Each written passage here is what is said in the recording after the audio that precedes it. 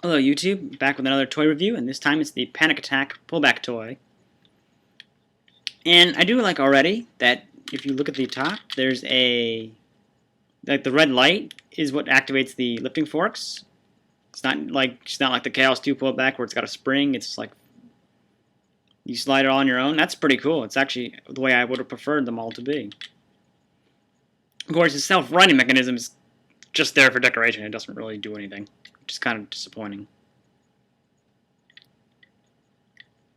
And the wedge skirts, everything was pretty well designed. If you remember, Panic Attack was in Robot Wars. He did a lot better than in BattleBots. Because in BattleBots, he was beaten pretty easily by Frenzy. I think that was actually the same episode where Kim Davies actually boasted he was a whole that. You know, they were all that much better than in BattleBots, and then they all lost in the same episode. But in Robot Wars, he did a lot of pretty decent success, especially becoming the Series 2 champion. It's kind of lucky to get that far, because, I mean, you didn't have any wedge skirts, so... You know, of course, all the robots didn't do... You know, they weren't all that great back then, but, yeah.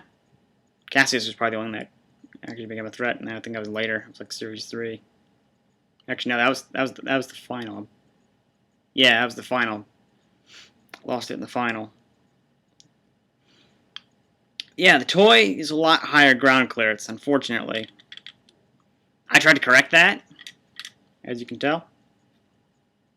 It connects pieces, actually, like, also to remove the, the ability so it doesn't pull back anymore, so I can just kind of drive it back and forth as I want. You know, it kind of helped. Didn't do a great job, but, you know, the forks can be really strong. I mean, you can pull that back really far. Make it almost like a pneumatic flipping arm, but it's just... I mean, they got the detail right. You know, you can see they got the Panic Attack logo. They've got all the hinges on the side, which really don't act like hinges in this case. They're just kind of stuck on there. I don't recall. I don't think Panic Attack was flat at the back either. Maybe it was. I'm just not remembering, but I'm pretty sure we had skirts all the way around. Which is kind of a disappointment here, if that's true here. Yeah, mine was bought on eBay, so it's not in the greatest condition. It was not like mint out of the box or anything.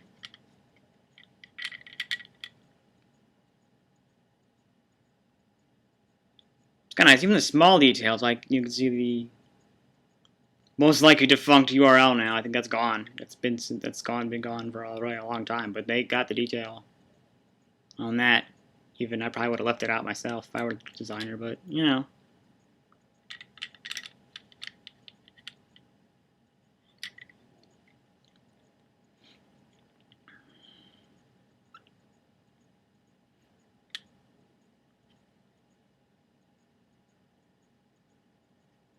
It's a real shame, yeah. It's like, you know, because of even the front is too high off the ground, so the forks really can't get underneath very well. I mean, you have to get lucky.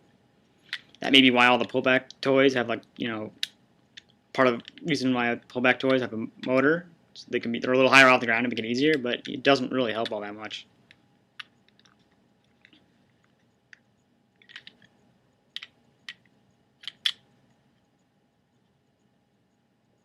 Interesting. I'm not quite sure what this was for. This little light here on top. I don't know. Maybe decoration on the real thing as well. Because the light was just flashing. This just flashed on the show. Not really sure. It doesn't do anything on the toy. It's just totally built in there.